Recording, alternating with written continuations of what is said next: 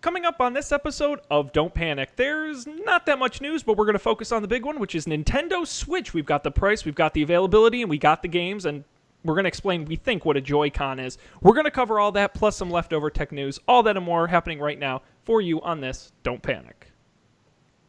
This is Don't Panic, episode number 154, recorded January 16th, 2017, Nintendo's Switch Hitter.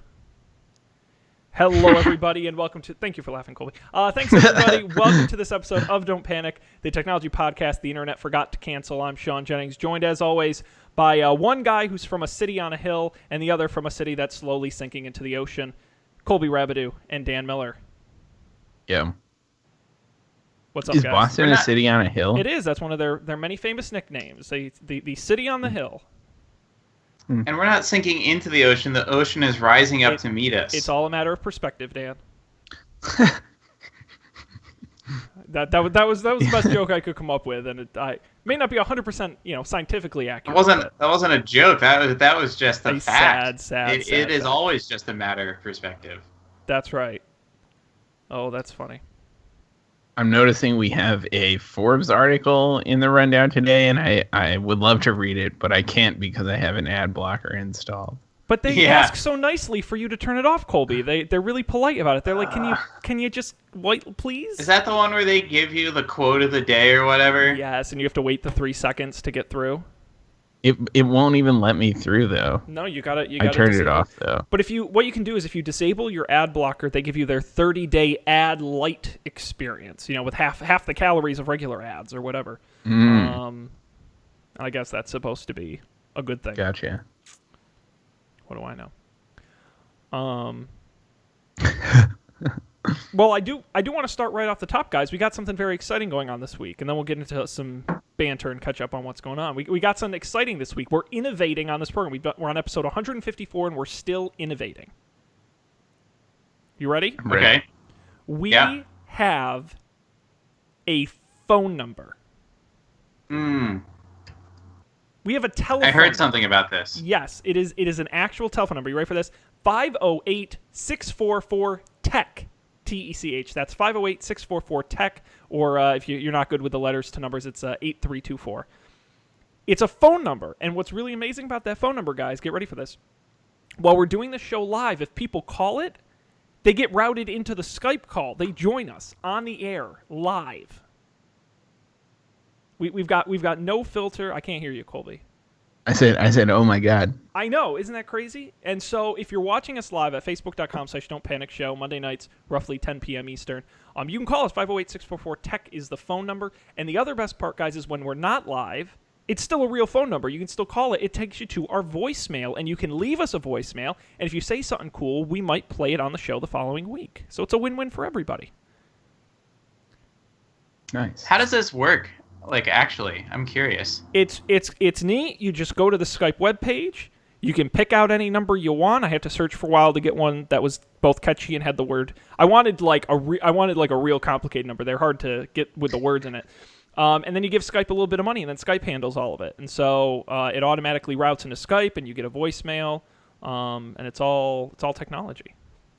Wow. Can we put our phone number on our Facebook page now? Yeah. That's a great idea. We're definitely going to do that. We're going to blow this thing up. I want it to be a fun part of the show that people can call in and give us their feedback, and if they're annoying, we can hang up on them. Anything can happen. We should have a big red panic button that just ejects us from phone calls. All right. I think that we got to hook that up to like a Raspberry Pi or something. When you slam it, it just egregiously hangs up on them. I don't really have the skill to do such a thing. So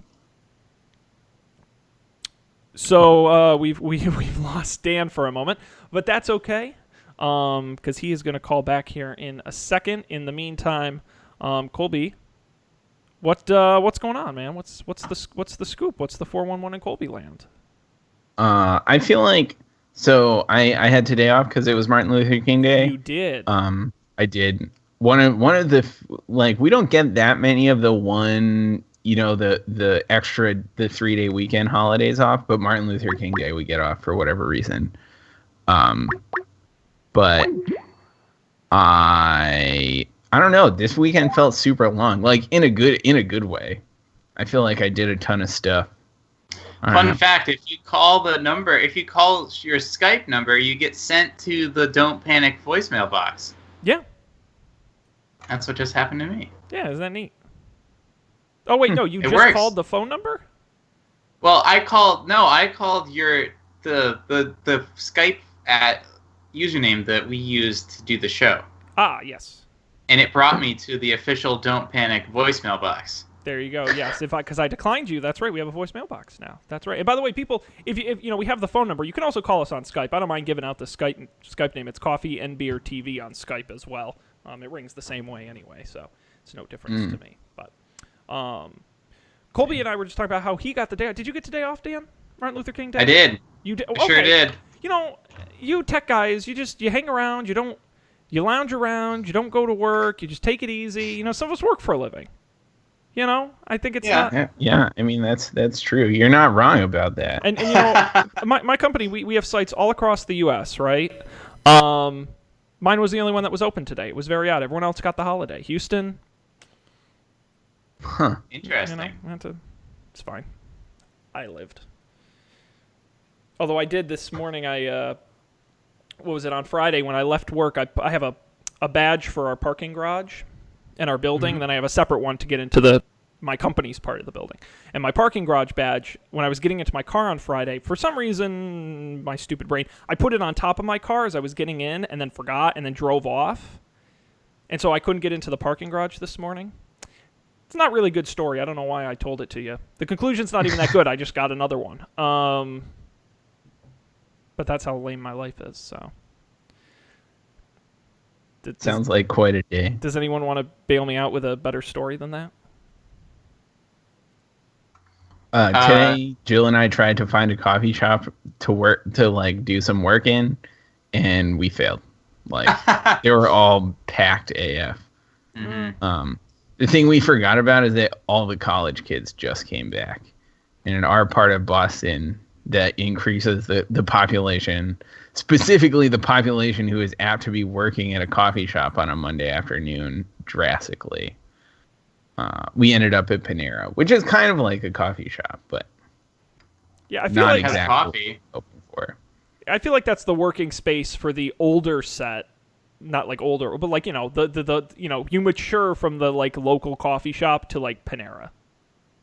Whoa! I'm telling you, I'm not I know sure. a lot of people in their 40s who do work. Not that Colby's in his 40s, but older folks who used to work at coffee shops, now they work at Panera because they say it's quieter and it's a little more their speed. I think it's definitely true that Panera has mellowed out in the last few years.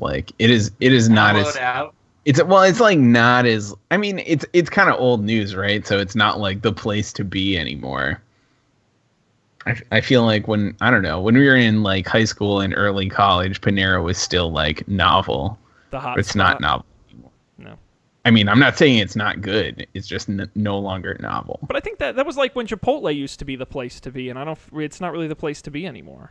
What is the cool new place to be that I'm missing out? You guys live in the city where, I guess I live in a city, but you live in the good ones, so. What A cool place to be? Yeah, that's where Panera used to be cool and Chipotle used to be cool. What's the next fast casual dining experience? Fast Italy. casual. What?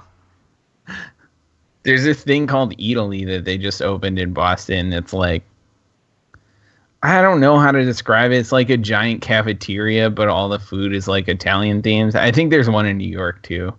Yeah. But Jill and I we were at the place where it is, so we were maybe we'll walk through. It was garbage. It was terrible. I don't know how the food is. It was just really crowded. I don't think that there are national trends going on here, but I think that working from a bar is something I've seen people do more and more. Well, but first of all, time out. You mean during the day, right? Yeah. Okay, all right. I guess that's a really good idea, because what do bars have during the day? Nothing. They're bars. So it's pretty quiet. It's like when Taco Bell has breakfast. It's you're just expanding your working hours. Yeah. Except this one's a good idea. Now, Colby, what you need to do for your coffee shop problem is go to coffee shops in the morning. Get to them by 9. And the college students won't be there at that point. And then you'll be crowding them out. Yeah. Yeah, I mean, you're certainly right. I think today was especially bad because it was a holiday too, and like everyone just came back, et cetera, et cetera. And and you live in the most insane concentration of colleges on the face of the planet. Yeah.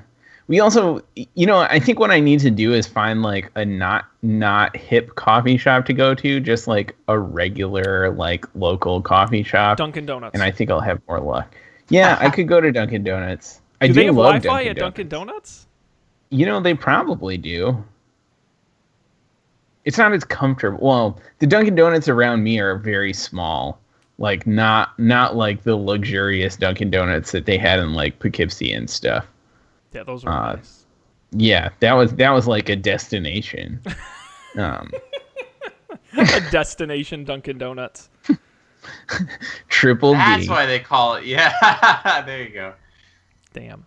You got to the joke before I did. Oh, this was the most exciting thing that happened to me this weekend. Was I made a really good joke on Twitter that only some people understood.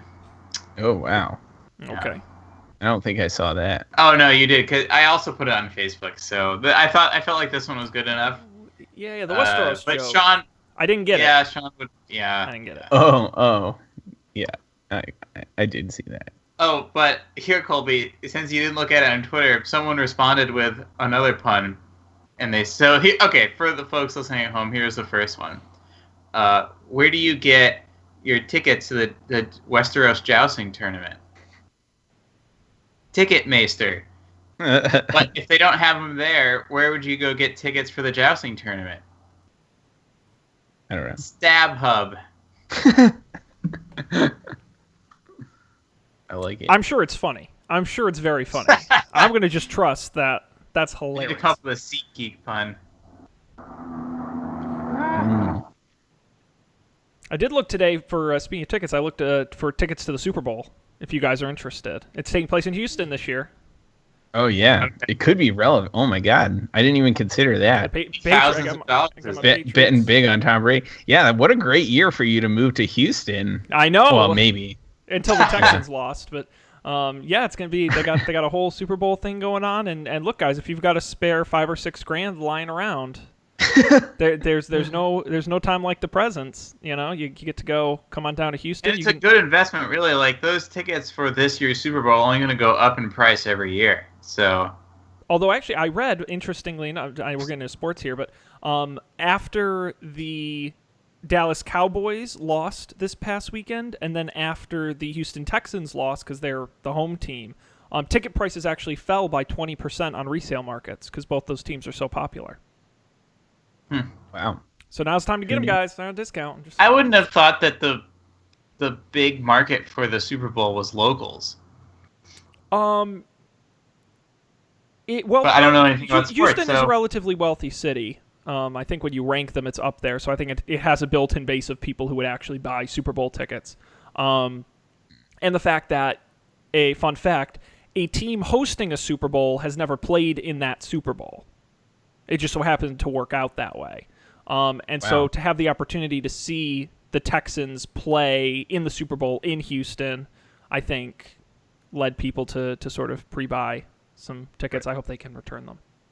Now, the Super Bowl is always hosted in like sort of a weather-neutral city, right? Is that a thing? Or up till about 10 or 15 years ago, that was true. And then they started trying a little bit more. The other thing, too, is now more north. If you're building a new stadium up north, most of the time it's covered. Minnesota, for example, has a new stadium they're hosting next year covered. I think the New York Super Bowl a couple years ago was the most kind of northern open one they've ever done. Like, I don't think they'll ever do one in Foxborough. I'd be very surprised, just because of the weather unpredictability. I think it'd be way more hardcore if they did, but that's just me. They were hesitant to do it in Minnesota, and they've got a completely covered dome. But even just like the events around the Super Bowl and the transportation and all that, It was of concern, but they're doing it anyway. So Yeah. that'll be exciting. I had the privilege of seeing Peyton Manning play the Patriots in the snow one time, and it was really awesome. I'm sure it was pretty magical. Those two guys. It was cold, but it was worthwhile. Well, we'll see what happens this weekend as they take on the Steelers in Foxborough. But this is not a sports program, so unless there are any objections, I think we should move on and talk about some tech news. Not that there's a lot. They kind of burned us out on CES last week. Before we get to the news, I want to remind if anyone's watching live, no one's called us yet, 508-644-TECH. That's 508-644-8324. I'm going to be very disappointed if no one ever calls that. So join us live. Be part of the conversation on the show. Guys, I'm going to pick the first story because I think it's really kind of the biggest one worth discussing. We were pretty excited when the first announcement was made. Now we have details on the Nintendo Switch. Their new, do you call it a console? A hybrid device? I don't quite know what you call it. I'm going to call it a console. And the good news is, guys, you can get it internationally on March 3rd. For the price I will hold until the end for dramatic effect.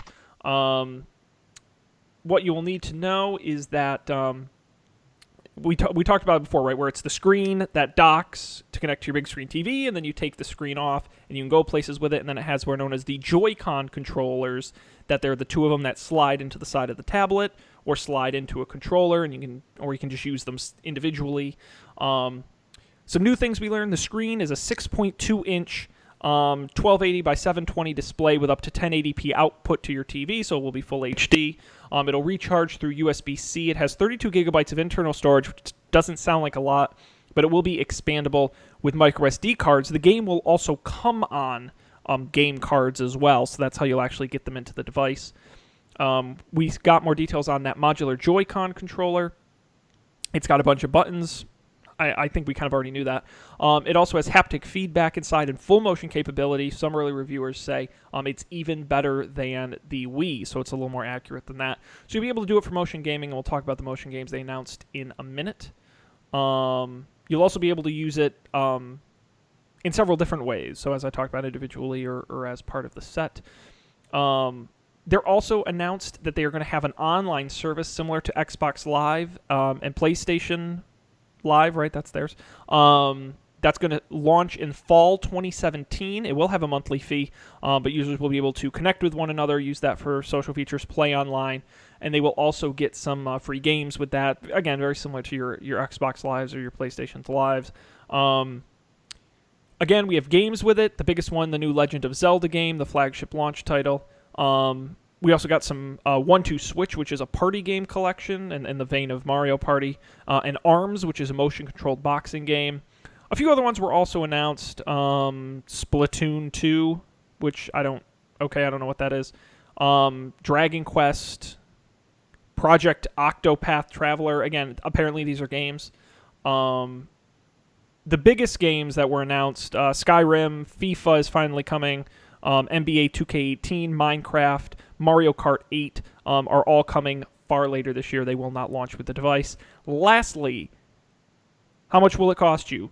$299.99, $300. Additional controllers will come in all various pricing. An individual Joy-Con, for example, will be $49.99.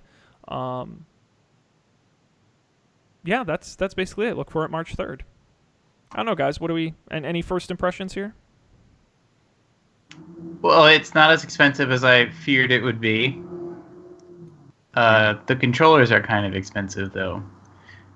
Yeah, so Splatoon, just to answer your question, this is actually kind of a cool game. Okay. It's a first-person shooter, but instead of killing people, you have, like, a paintball gun, and instead of shooting at people, the goal is to paint as much of the stage with your color as you can. So it's like a territory expanding game. Sounds fun. I haven't actually played it, but it looks kind of cool.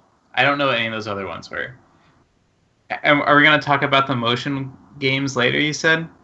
No, we can talk about them now. I didn't get into too much detail, like I said. Well, the only other one that I saw that was interesting was it was like boxing, but your arms are infinitely long or stretchy or something. and that used the motion controls. That looked pretty cool. I, of course, was just upset that there was no new Super Smash Bros. Game announced. So, But I did I forget won't to be mention, getting one day one. there is a new Super Mario game, Super Mario Odyssey, an open-world sandbox game in the vein of Super Mario 64. So big open-world game. That will not come until holiday next year. And a new Zelda game, which is also open world. Yes, Legends of Zelda Breath of the Wild will be available on day one with launch. That's sort of their big launch game that people are pretty excited about. Cool. Yeah, I really want to like it, guys. I really do. Like, I'm not, like, honestly, I'm like trying so hard to be like, this is cool. None of these games, like, are making me die to go get it. It's the same reason I don't have an Xbox. But I'm that was... I'm not the good guy for this, though. But what I'm just saying is, I don't know if you can just launch with Zelda and say you've created a successful new platform. Mm-hmm. Right. But I would say that that's true of all the consoles. If you look at their launch titles, I think the GameCube's was really good, but every other one that I've experienced in my lifetime has been like super lame. PlayStation 3, PlayStation 4, the consummate Xboxes with those. At least when those launch, you usually get a new version of Call of Duty and a new version of Halo, and it's not the most exciting original stuff. Yeah, but at least this it's is stuff this is Nintendo's equivalent, a new version of Mario, a new version of Zelda. But all you're getting on day one is Zelda. You're getting the 1-2 switch party game. You're getting ARMS, where you can punch people, as you described. And then a few other games that I wouldn't exactly call blockbusters. I mean, all of the, like I said, FIFA, Skyrim, Minecraft, Mario Kart are all coming much later this year. Much later this year. How much later are those? They all have different dates. Most of them are September or later, sort of that fall period where they release a lot of games. Yeah. I mean, the PS4, like, what launched with that? It was like Assassin's Creed, and that's it. I don't know. I'm sure that's not true, but let's see. It turns out you can just Google, and the internet will tell you. That's the great thing about the internet. So here are the games that released when PlayStation 4 on day one. Assassin's Creed 4, Battlefield 4, Call of Duty Ghosts, FIFA, Injustice Gods Among Us, Just Dance, Killzone, Madden, NBA, Need for Speed Rivals. And I'm just reading the ones I've heard of. All right. That's a few, I guess. I don't know. I mean, it's not the end of the world, but again, if you had a PS3, you were probably going to buy a PS4, right? So it didn't necessarily matter that I just like Nintendo has to. Who are they bringing over from the Wii U? Who they're going to say, well, it's okay because I have my Wii U and I'm still playing my old Mario Kart. Like I feel like you need something more than what they've given to pull in new people, whereas PlayStation didn't have to work as hard to convince people to buy it. Do you think they're shooting for?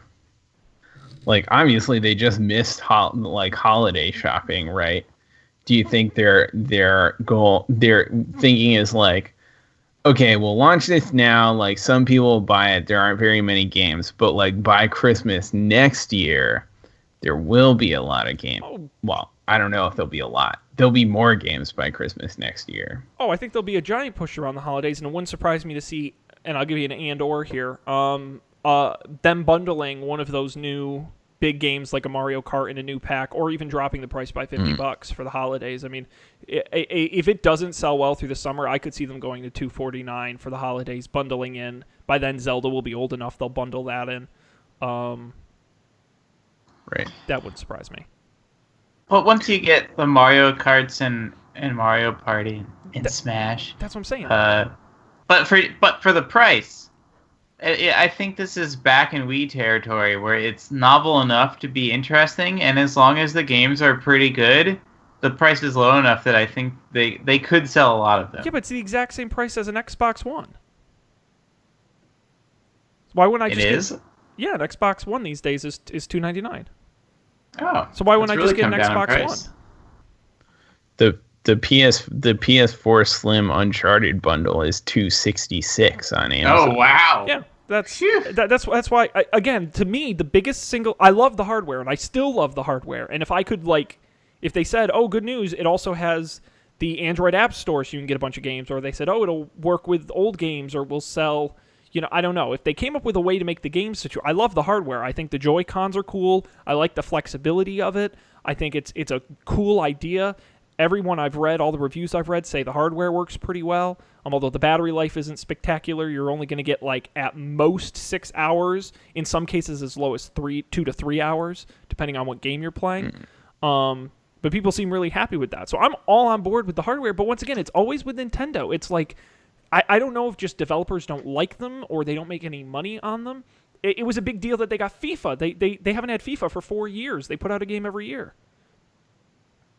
So I liked what they announced. I just wasn't blown away, and I don't know how many minds it's going to change to people who said, well, I'm kind of over Nintendo hardware. I'll enjoy my DS, I'll enjoy my Super Mario Run and my Pokemon Go, but that is it. I have no interest in my home console anymore. I don't know. Do either of you guys want to try to convince me otherwise?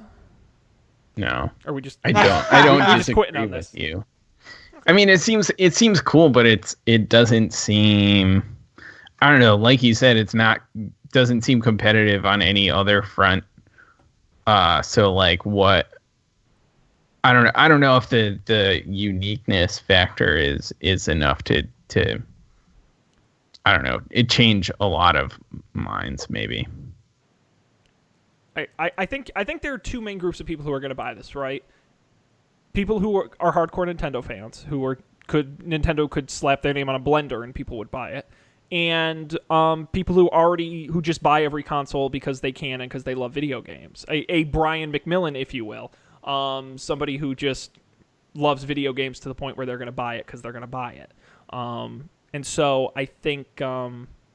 I specifically remember us saying when they announced the hardware without the details, we said this is a great opportunity for Nintendo to branch out and be something different than the hardcore PS4 and Xbox Ones of the world. This is for the casual gamer. This is for the person who just wants to pick it up and go. They don't need the fanciest features. They don't need the highest graphics. They just want a quick device that plays games well, has good games. They can take it on the go, use it at home. They're all in one device. I don't know what happened to that.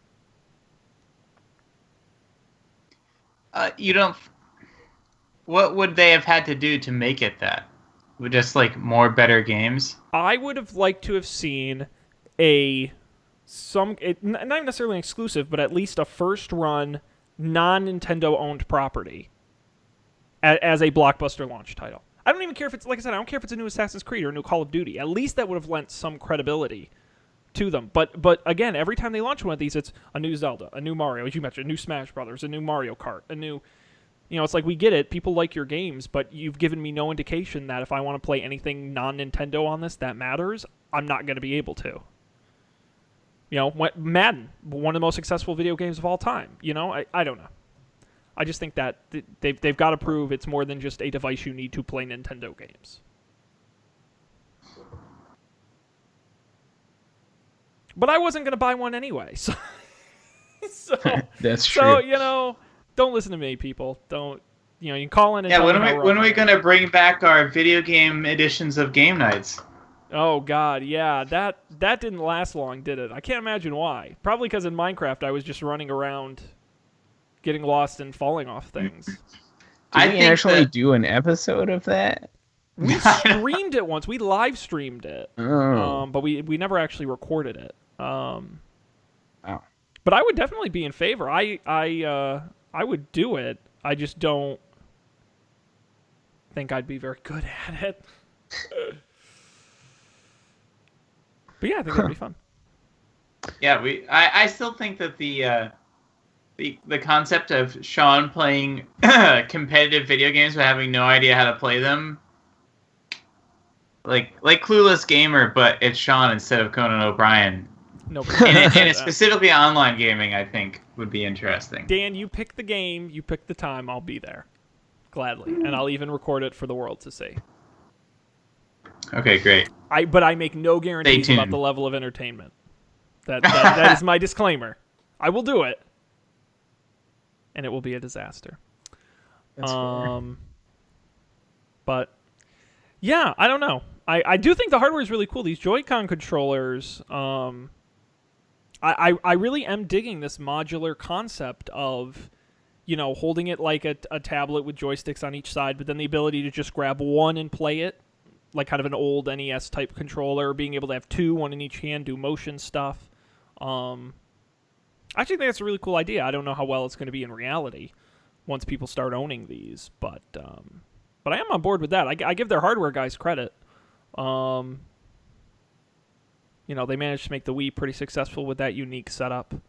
I'm curious if they'll be able to do it with this. But who knows? Yeah. Look for that March 3rd coming to a fine retailer near you.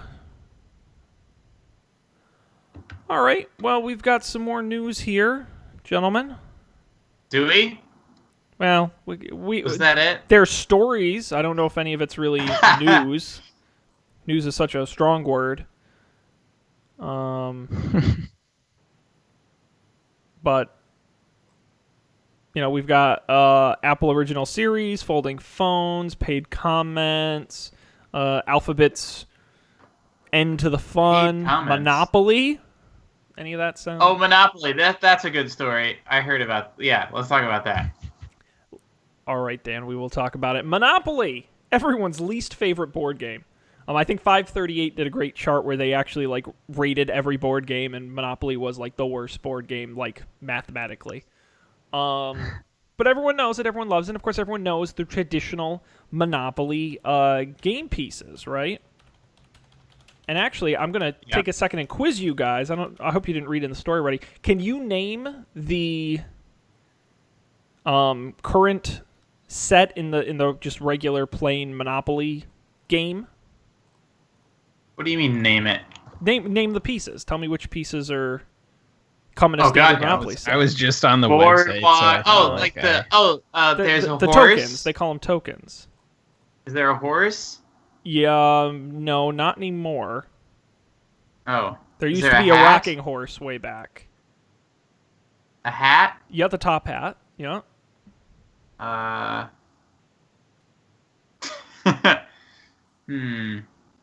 A car? Yep, the race Okay.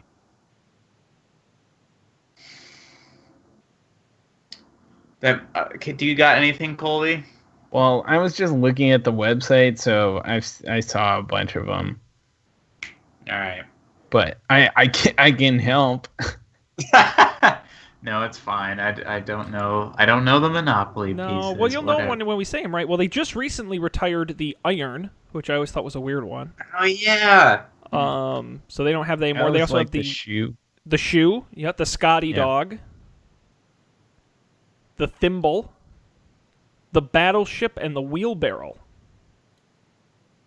Battleship? Yeah. Yep.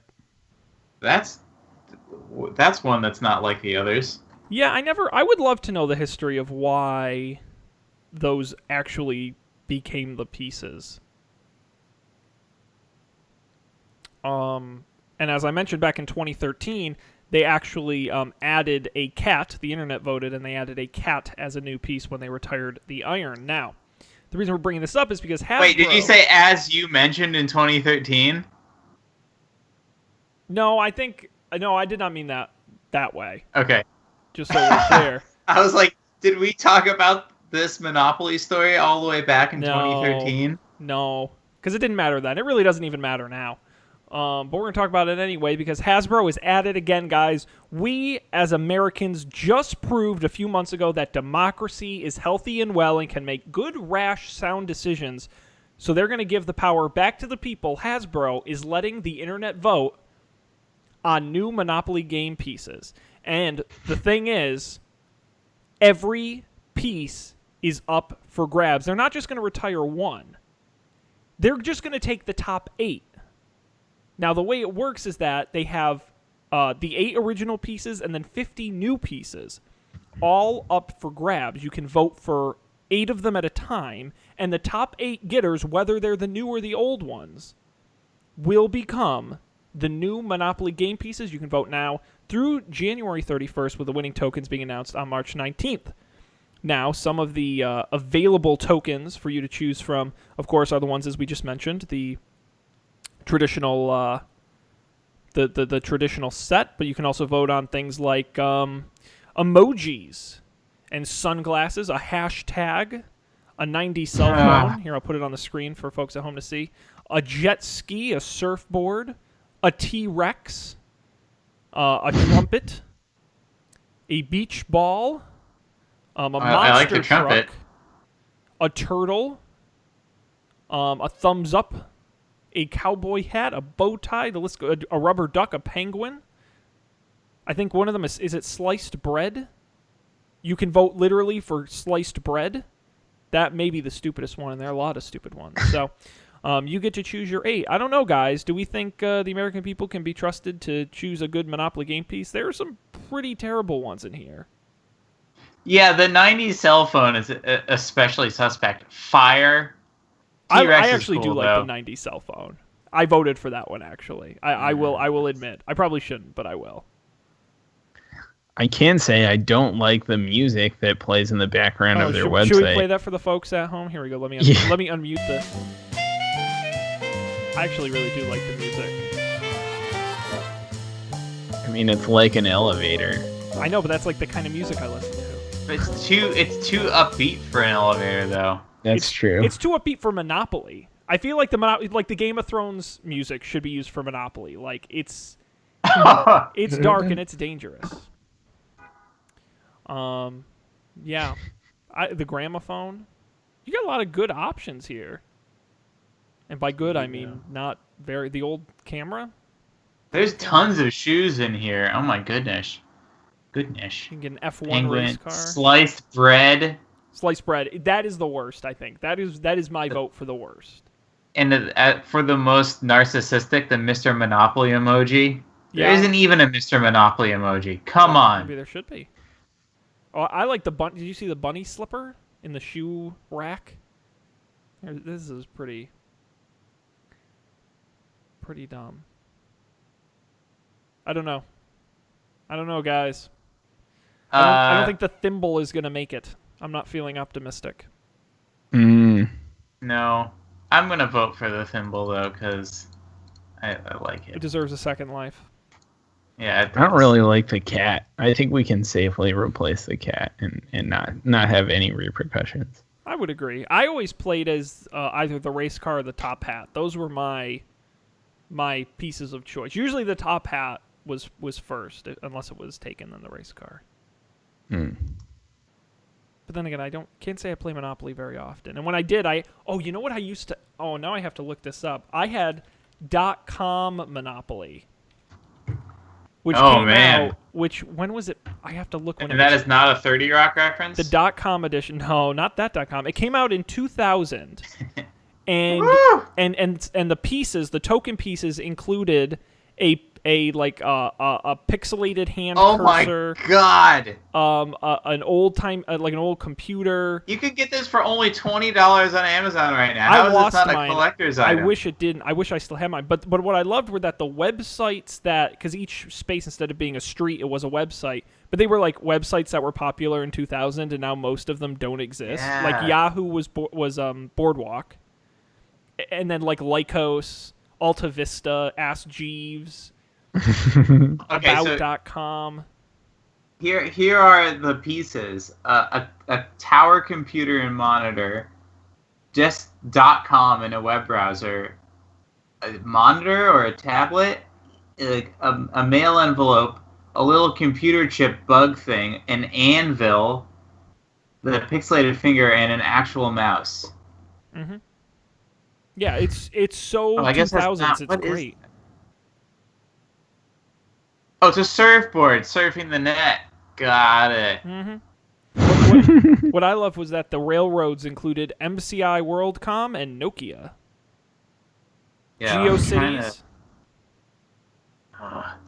Yeah, if you can pick one of these up on eBay, I recommend it. I really wish I still had mine. I Amazon navigated to like one of the other monopolies, and all the screenshots have people smiling, which is Terrifying. very obviously bullshit. Sun Microsystems And Linux were your FoxSports.com. utilities.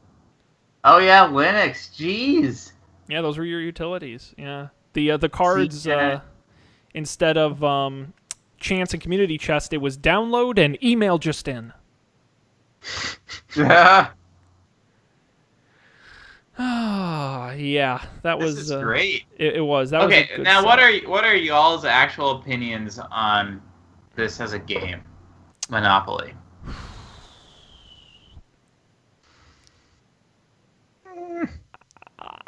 I don't think I've ever finished. Maybe one time I finished a game of Monopoly. Monopoly to me is a lot like Risk, the game. In that, I think the mechanics are sound, but I feel like it's not. I think it's more fun to play digitally. It's not fun to play in person, and no one ever finishes a game. I like Monopoly, but I'll never play it because I don't like playing it with other people. People are what's bad about Monopoly because everyone just loses. It's got to be like some psychological test or something. Everyone just loses their mind. It's not acceptable. So Now, would your mind change if you? I'm told they make this instead of managing cash, you have a credit card, and you swipe your card, and you just get the cash on your little game credit card. yeah, electronic banking Monopoly. I don't. Yes, it would make it more likely for me to play, but I still don't think I'd be like jazzed about it. But yes, that would man. help. Paying a RAM upgrade in Monopoly.com costs $15 million.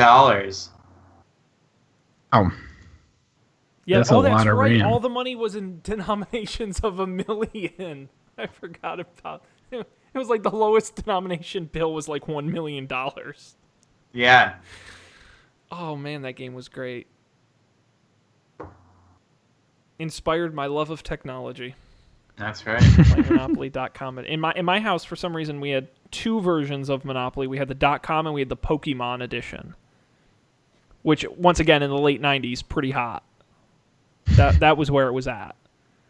But I will encourage people to call in 508-644-TECH. That's 508-644-8324. If you have a thought about Monopoly, if you think we're horribly wrong and Monopoly is the greatest game ever made, you can call in live right now or leave us a voicemail and let us know your thoughts on Monopoly and the Now, .com. Sean, you replaced your screen live on Facebook. I did. Which is how I heard about the telephone thing. How is that going so far? Not great actually, and I actually have an RMA repair request in to iFixit. So for those of you who didn't see on the Don't Panic page, I wanted to test out the phone number and some live streaming stuff and a bunch of things, and so I had to replace the cracked screen on my iPhone, and so I went to iFixit.com, and they'll actually ship you like a pre-assembled screen that you just, you have to like do the surgery yourself, and they send you all the tools. Actually, I have my. I can't reach over and get it. I'm so weak. They actually send you a nice little repair kit box with with all of like the screwdrivers and like a suction cup and all the stuff you need to do it yourself. And actually, it really, Dan knows, he was watching. It wasn't that hard to do. You just pop out some cables and unscrew some stuff. But the problem is the screw brackets, because if you look on your iPhone, you notice on each side of the lightning port there are two screw holes. Mm-hmm. The bracket they sent me didn't have the right size holes, and so the screws just fall in. They don't screw in anything because the holes are too big. It's very bizarre. And so they just spin in there and they don't tighten. That plus the color reproduction is not right. Like maybe it's, I don't know if it's a lower quality. There's just something not right with it. So I've written to them. They didn't respond to me today, I'm assuming, because it's a holiday. I wrote to them over the weekend. So we'll see if they get back to me. I would like to see if they'll send me another one, because the screen coloration I can live with, but I would like to have the screws in there because that hold the screen in place. So, but replacing it was easy. I mean, if the screen had worked, I would have said it was, took about, 40 minutes. It was very easy to do. That's crazy. I would never have done that. I don't think. Well, you know, I mean, maybe I would have. I don't know. And normally I wouldn't have. I'm too OCD about the crack in it. Like every time I looked at it, it just pissed me off at how stupid I was to drop it. It was like a constant reminder of my failure, and so I was like, I need to just replace this shit. Yep. So I said, and I plan to keep this phone at least through the fall when they announce the next one. So I said, I think for that span of time, it's worth it, and it was a fun project, so something to try. It was really easy. The iFixit. I mean, you can replace the camera. You can replace the home button you can't because of Touch ID. But you can replace all kinds of parts on these things. The battery, and they'll just send you the part and the kit, and it's actually a pretty nice resource. Actually, I should have picked that this week. Maybe next week. Nice. So that was fun. So that's why you gotta pay attention to the Don't Panic Facebook page because you never know when we might go live. Anything can happen. Yeah. I was Not just money. I was thinking about live streaming the jigsaw puzzle I built this weekend, but then I thought, would anyone want to see that? And the answer is no. So I didn't. Well, did you see? I think it was called Astronaut.io or something. It was on Hacker News, and it was basically an "I'm feeling lucky" button for YouTube videos that had never been seen by anyone ever. That's a fun idea. Yeah, and it was a lot of hunting camera videos. Like, oh look, it's a deer at night, and those like black and white, hunting camera. Some woman showing off her kitchen. Someone, and I guess this was like a bottle, a sink faucet manufacturing plant. There was just sink faucets everywhere. It was weird. But it'd be cool that you couldn't really do that with live streaming. Well, they had that. It was called Chat Roulette, and we're not allowed to have that anymore. No, but the thing about the astronaut thing was that it's stuff that unpopular things that no one had ever seen, which I think it would be tough to do.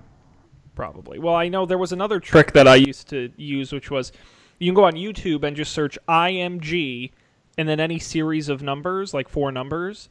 And then that's from like things that just auto-upload videos and they don't give them titles. Yeah. They had those too. And those are usually most of those have 1 to 0 views, and it's just random stuff. I was thinking about that other day. I seem to remember talking with you guys in person. Obviously, we didn't do the show when that happened, but when we thought Google buying YouTube for $1 billion was crazy. Were we even in college at that point? Yeah, we were. I talked about it with someone. When did YouTube get bought? I thought that was like 2008 or something crazy like that. Was it? Now I have to look. That's a good question. Let's go to the YouTube Wikipedia page. Yeah. 2006.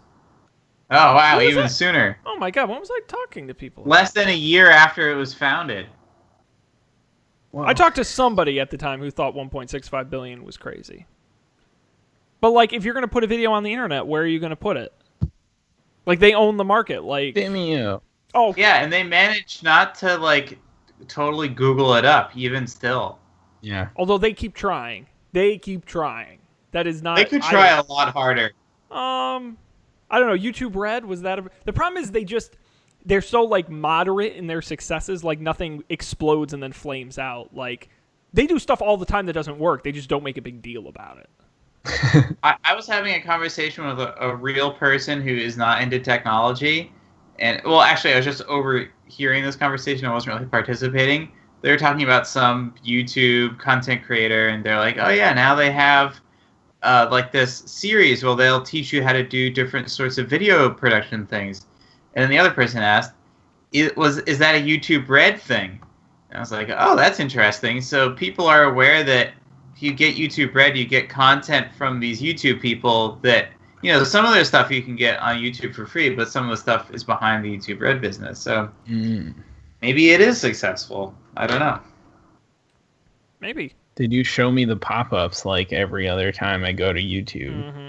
Yeah.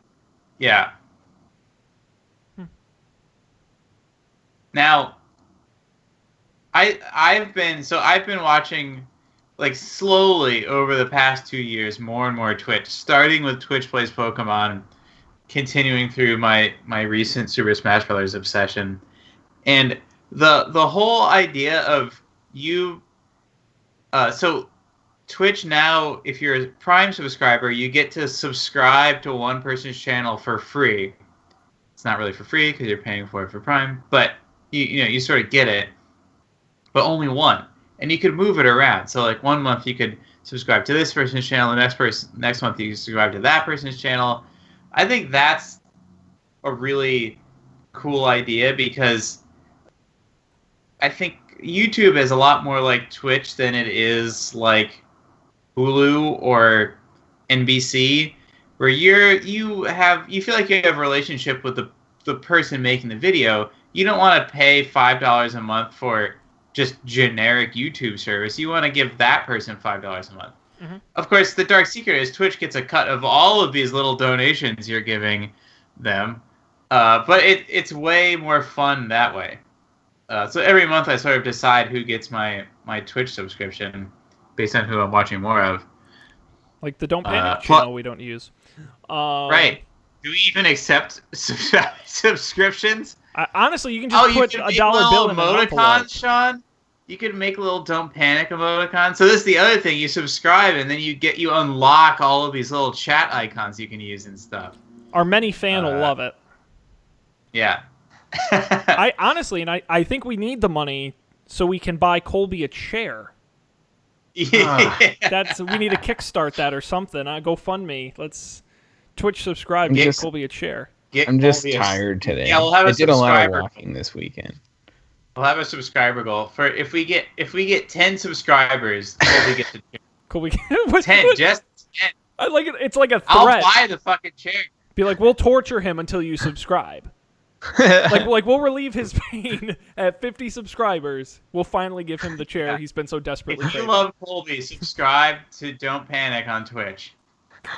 Oh man. When we get to 100 subscribers, we won't kick that puppy. See, this is the sort of stuff you can do that you can't do with YouTube Red. This is what they're missing out on. That's a good idea. We're really innovating. The subscription thing is surprisingly effective as a way to get you to part with your money. Mm-hmm. Yeah, I have to use that. I'm not. Because then, like the channel creators, whatever you call them, they'll like they have all this streaming setup where they get these notifications that overlay on the stream when someone subscribes. So you get to like hear your name said, and you can put a message in your subscription that they'll read. It's totally compelling, and especially because for me it's free once a month to trigger that to happen. The good news is if you give us money, we'll shout your name on the show. We'll shout it for an hour. It's very easy. Do a whole show. Sean will shout it for. It depends how much, but probably Sean will shout it for an hour. Easily. It has to be like if I was to shout something for an hour, it'd be about $500, I think. That would cover our like domain costs for a couple of years. Our domain costs in paltry Amazon S3 bill every month. I would might cover the rest of our lives. If I could just talk, if I didn't have to like shout it, if I could just say your name over and over for an hour straight, I'd do it for like $50. My time is worthless. Here's another really good idea, Sean. Degrading myself for cash on the internet? No, just put this out as an open call, and then if it goes viral, you'll just have you'll make you $50 an hour for the rest of your life. Twitch makes Sean read names. Yeah. This is gonna end so Twitch poorly. Makes Sean say things. Sean will say anything for the right amount of money. Yeah. Oh man, you could have a program that like classifies the words and figures out how much each word costs. For the right price, I'll do anything. I'm about 2 minutes away from being one of those one of the girls on the webcams there you can pay to do stuff. That's really the inevitable conclusion of this conversation. I'm just saying. You could probably do that if you wanted to. Ladies, for the right price. Anyway, where were we talking about? Did someone say picks? I thought I heard somebody say picks. You say picks? Yeah. All right. I thought we heard picks too. Again, I'm gonna go 508-644 tech. If you want to comment on our picks, Dan's going to go first, and I'm incredibly jealous. I didn't know this was a thing, and now that I know it's a thing, I want it. So tell us about it, Dan. You didn't know it was a thing? Yeah, so this Monikers game, I may have talked about it before. It's a party game, but it's a little bit more involved. So it's a party game that takes place over 3 rounds. Each round you can think of as a different game. So you have your group of people, you split them into 2 teams. First round, you play basically taboo. So you have this card with a word on it. You can say as many words as you want except that word, and your team has to guess what word is on that card. Second round, same thing, except you can only say one word, and it can't be the word on the card. Third round, you play charades. And I have played this game with many different groups of people, and regardless of how into or not into board games they are, it is universally loved. And you can get endless hours of entertainment out of it. So check out monikersgame.com. Pick it up. There's expansions, none of which I have yet. Certain cards are worth more depending on how difficult it is to get people to guess it. So there are some really crazy cards in there, like space time. Like how do you describe space time? Oh, it's that thing, but like Einstein talked about it a little bit. It's crazy. Very cool. I always I got sick of card games for a while, so this seems like a better use of card game. Yeah, it's great for family get-togethers because it doesn't require any knowledge. The scoring scheme is super simple. There's no real complicated rules. It's great. Very cool. Apparently, you could download the PDF of all the cards for free if you wanted to. Oh, that's nice of them. Yeah, made by some of the people who did Cards Against Humanity. Well, check it out, monikersgame.com. The link will be on our website as always. Colby, what do you got for us here? Sure. So my pick is a website called Cotton Bureau, and it's basically a t-shirt website. They sell t-shirts, but the way it works is people, anyone, I think anyone can submit a t-shirt design, and then it's sort of if any of the designs get enough interest, they get printed. So you can, I guess, sort of like Kickstarter, there's some minimum thresholds for they have to, at least 8 people have to be interested in a t-shirt for them to print it. And then if you get more than 8 people, they'll print it and send it to you. I feel like Dan and I heard about this at the conference we went to in September because they were there, or they did the t-shirts for the conference maybe, but they gave us coupons and I used the coupon and I got some t-shirt. I got a t-shirt, and then they had this thing that was for $7 more, you can we'll send you a random t-shirt. And I was like, okay, I'll take the random t-shirt. So I got a t-shirt and a random t-shirt. It was kind of cool. So if you're ever on the lookout for hip unique graphic tees, then you should check it out. Or if you design t-shirts, I think you also get paid if you submit a design for a t-shirt. I don't know the details of it, but man, I just, it's things like this that really make me wish I were cool.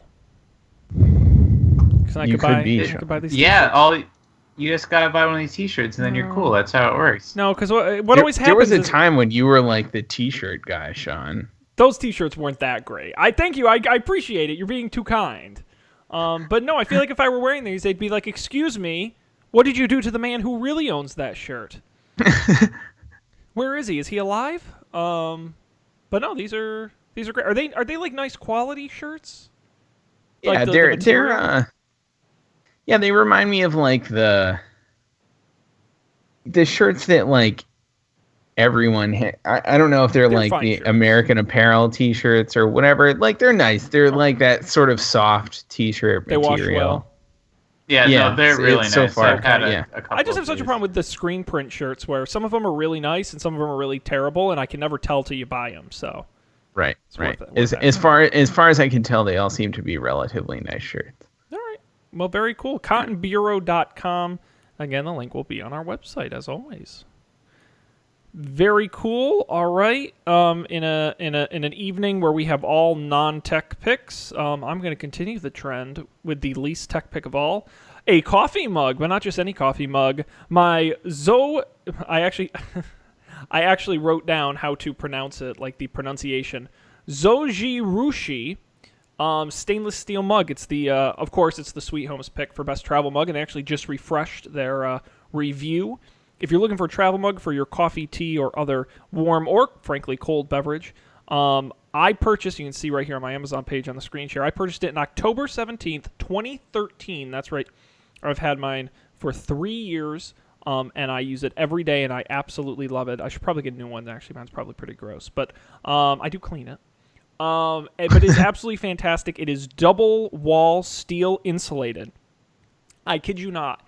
This mug will keep your coffee hot. I'm not talking warm. I'm not talking like room temperature. I'm talking hot for over 6 hours.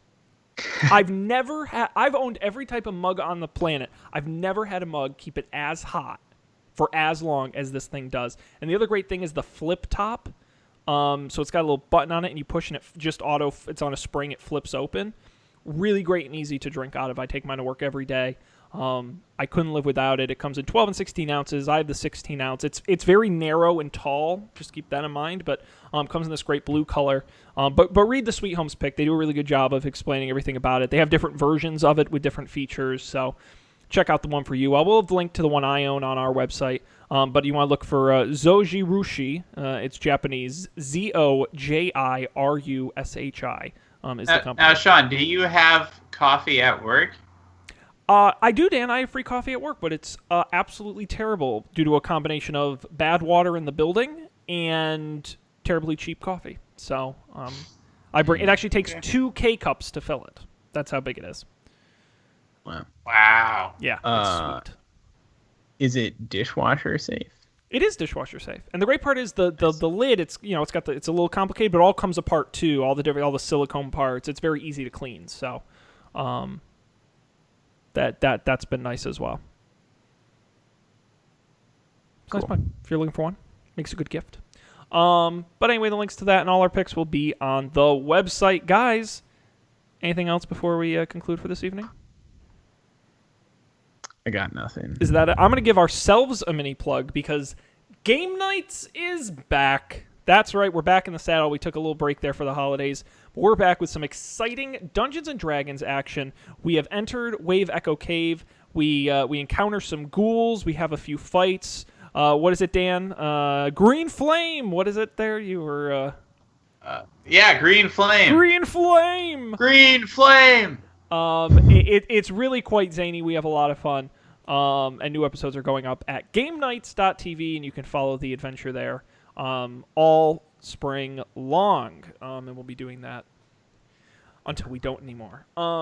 This show, Don'tPanic.io, is, of course, our website. You can go there, get all our episodes, past, present, and future, in audio and video. The video version looks great. We work hard on that. You should check that out at youtube.com/Don'tPanicShow. Links on the website, everywhere you can subscribe and download the audio version, places like iTunes, Google Play Music, Stitcher Radio, TuneIn Radio, most major podcasting apps. And, of course, you can follow us on social media at Don't Panic Show on Twitter is a great place. Don'tPanicShow@gmail.com is our email. As I mentioned at the top of the show, we do it live, Monday nights, 10 p.m. Eastern, 9 Central, on our Facebook page at facebook.com/Don'tPanicShow. And now we have a phone number that nobody called, so we're still going to keep it 508-644-TECH. That's 508-644-8324 is that number. You can call us live during the show, but if you're not listening live, you can still call us at that number. Leave us a voicemail. We may play it back next week. Let us know what you think. I think that'd be a good idea. We will be back next week with hopefully more news. I don't know. We'll you never know what's going to happen in the next week. So could be lots of tech news. Could be us talking about Monopoly more. But either way, we will be back. So on behalf of Colby Dan, this is Sean. Thanking everybody for joining us and hoping we'll see you next time for even more exciting tech news here on the Don't Panic program.